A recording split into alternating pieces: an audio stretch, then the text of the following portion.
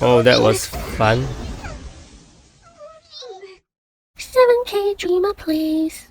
Hi guys, welcome back to my channel. I'll be checking out item rate level 8 on auto. So when I cleared this, I wasn't using this team, but something very similar, and I think it's also possible if you use this team to clear your first round. Okay, the first thing is to cast Chloe's debuff. This will increase the damage you deal onto the Stormwing, and that is very important, so you have to keep that in mind when you're doing this raid. And as you can see, I have very little skill queue. I only have 3 skills, and Chloe is just about to die right now, which really leaves me with 2 skills left, and when Shane is awakened, I will have 1 skill left, and that is essentially just the only skill that you will need. So you might be thinking, why am I using this team? The first unit of the team is Aragon. Aragon here is my counter unit and also my taunter. I gave him a taunt ring. This is optional, okay? If you are not comfortable with using Aragon with a taunt ring, you can use Seek. Seek will also work fine. However, the reason why I'm using Aragon is because of his passive. It's not the reflect immunity, by the way, it's actually that he can reduce the crit rate of enemies by 30%.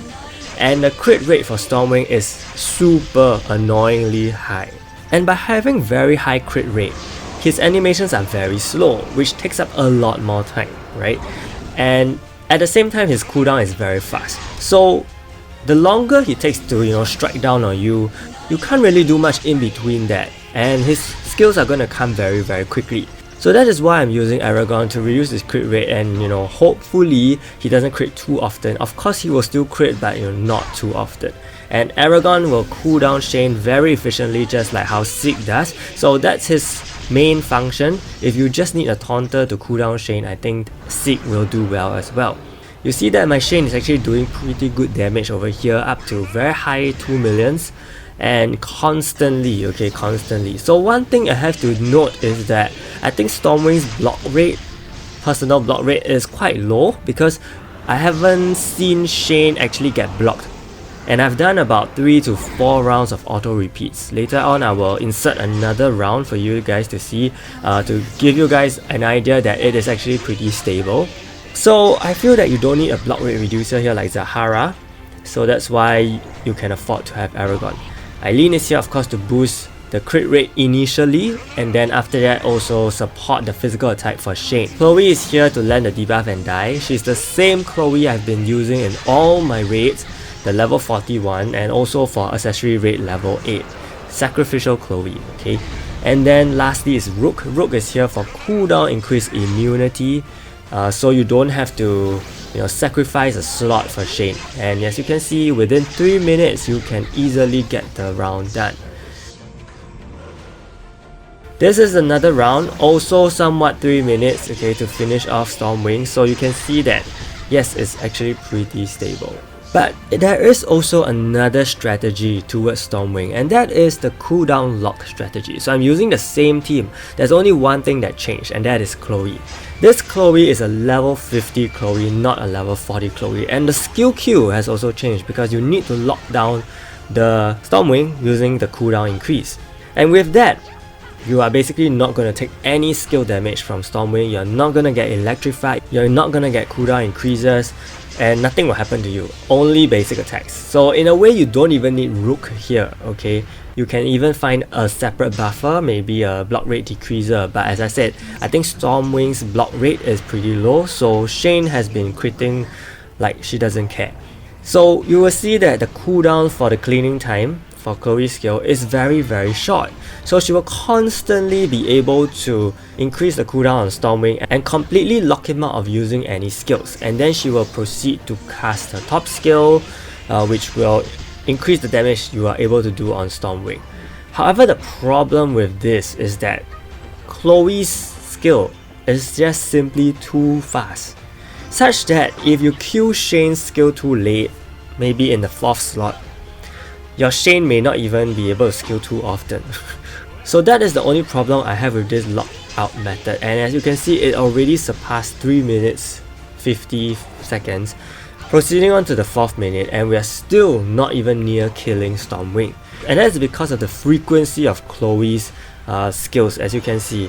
So if I don't kill Shane's skill in the 3rd position, you will see that both Chloe's skills will go first, right? And that's not what you want damage as fast as you can. The thing is, you cannot afford to, let Chloe go second after Shane because you want to lock Stormwing out right from the beginning. Well, personally, I haven't tried to use the lockout after a certain skill because that's always the first skill I feel that I need to land. I mean, I'm pretty sure that even if you use the lockout skill after that, it doesn't really matter because if you are geared okay, you will not die even after the first Stormwing skill. And Chloe has a survive on 1 HP mechanic, so she will definitely not die after one skill unless Stormwing just decides to counter her, and then that may be an issue. Okay, so to prevent that risk, I actually queued Chloe's cooldown increase as the first priority, and then Shane, and then finally the renewal of the debuff, because her debuff renewal will just keep coming, okay? Even if Stormwing has the debuff on, she will still cast it. It doesn't happen like a buff. So that is why it is very time consuming, especially when you use this strategy. The same strategy can also be used if you use Velika, okay, the lockout strategy. So either DPS is fine for the lockout strategy. In terms of timing wise, is there gonna be a difference? Actually, Velika is a lot longer, and I don't even mean like a little longer. I really mean a lot longer. Why is that the case? Because Velika has so many skills. She needs to cast her single target buff, then you need to cast live streamer Scoop's buff, or if you use Lina, you also need to cast Lina's buff. So all these buffs just keep happening, and in between you also have Chloe's skills, and then by the time you can actually use your own skill, it's gonna take super long. And what's worse is that Velika's top skill resets cooldown, almost resets cooldown for the entire team because it reduces cooldown by 30 seconds, and for Chloe that is basically like a reset, right? So in that case, Chloe will use her skill immediately after Velika uses her top skill, and then it's gonna delay your damage again, right? So sometimes I already have Velika skills ready, but I have to wait for an entire minute before she even gets the chance to use it. And that is why I don't think Velika is very suitable for long battles, as we all previously probably know. In terms of accessory rate, I think that's still fine. Yeah, as you can see here, I quit because it just took way too long and I could not afford to continue with this. Yeah, but for accessory rate, I think she's still fine. In terms of equipment, I'll just talk about my Shane. Double lethal and max HP, crit damage, physical attack and PvE skill cooldown. And also for the accessory, I've given her the Willful Ring and the Isabella's Illusion. So by now, if you're a player who has been playing for a pretty long time, I think you would have this built out because it was one of the top PvE kind of sets for Shane. If you don't have this, I would strongly recommend you do that. Otherwise, I think it's also fine if you use a crit damage accessory on her. Okay, previously I also tried using the base accessory with the lethal, the lethal damage accessory as the base. That also worked out fine. However, just take note that Shane won't have the recovery, so in case your Shane actually gets crit a lot, then you might be in trouble. So that is why I think the Willful Ring is a safer option over here. Of course, you can be more, gung-ho and go with the lethal damage or crit damage based accessory. Electrify Resist is very important for traits and increase damage on Universal to maximize your damage potential. Fighter Soul as well. If you don't have the Fighter Soul for Universal, then I think it's fine. You just take a little longer because this strategy with Shane is pretty stable. You just have to make sure your weapons and armor are this good in order to keep her alive. Otherwise, you will definitely be in trouble because level 8 item rate is not something that a very new player can just happily come in and try and clear it and farm it, right? So we're moving on to Rook. For my Rook, he is actually defense based, HP armor. I know there's a duplicate jewel on it and it's very triggering. Please ignore that. Don't focus on that. The main focus is the accessory, Willful Ring and evasion, so that I can prolong his longevity. And if you have the Fighter Soul to reduce damage from Universal, even better, but I don't. For Chloe, this is my lousy trash Chloe. All she has is Electrify Resist. In fact, she does not really even need it because as you can see, I actually skill first, right? So yeah, she can even be completely naked. If I have to say, if I want to go really minimal with that. Next we have Eileen. My Eileen is again defensively built. If you have watched all my previous videos, just HP armor and defensive jewels. I do have a willful ring on her for increased longevity. I think you should have it too. You don't need a substat to go with it, just a willful ring will do. You can also give her the trait to reduce damage taken from universal enemies. I think that will help her a lot as well, especially if your Eileen doesn't have certain things over here. And finally for Aragon, the key player of the team. So he has double counter, 91% counter. If you include masteries, that will be 100% counter. And then he also has status effect resist because of electrify. So electrify trait gives you 90% and you need an additional 10%, so that's where it comes from. And then you have counter rate, lifesteal. Okay, lifesteal is really to maintain him on the field, because if you don't really maintain him, he may be taking too much damage and then you may be in trouble. And then of course you do need the electrify resist counter rate trait and also decrease damage from universal if possible, because that will really mitigate a lot of damage for him.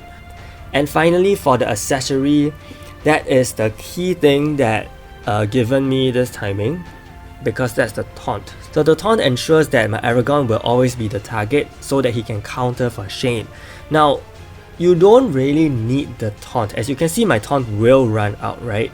And you realize that my Aragon will still counter. And why is that the case? Because both skills from Stormwing are AoE and they are very fast. So the timing in between where he casts one skill to the next skill, it can potentially, make you do away with the taunt, because you just have to make sure that Aragon has very high counter so he can counter all these without any issues in order to cool Shane down. But beyond that, I think if you want to use Seek, that's also fine. Just remember that Aragon has a much better passive in this case.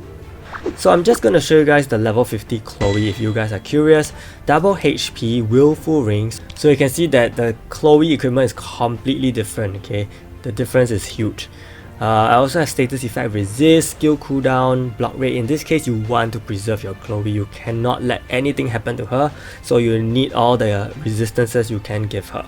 And finally, after you have cleared the item rate level 8 for the first time, you will get the Typhoon Essence. This is a new item which will take up your item space. Unfortunately, I hope he really picks up on all these, because so many players have been complaining about it, but nothing is still being done. So yeah, it will take up your item space, and if you have 10 of them, you can actually go synthesize for the celestial item. And I heard it's actually a ticket, it's not a selector, so still better than nothing. At least it's a celestial item. And basically that's all I can give to you guys for item rate at this point of time. If you guys have a better suggestion for a team or builds, do leave them in the comments. Now the timing can definitely go faster, especially if you have a celestial accessory that increases damage on universal enemies. However, I don't think that is very common amongst the majority of players, so that's why I am not gonna discuss it in the video. I don't have the accessory either. There are definitely ways to go faster, but I think this is one of the easiest ways to build a team for item rate level 8. So if this video helped, do give it a like and subscribe to my channel. Stay tuned for more guides. Thank you so much and see you.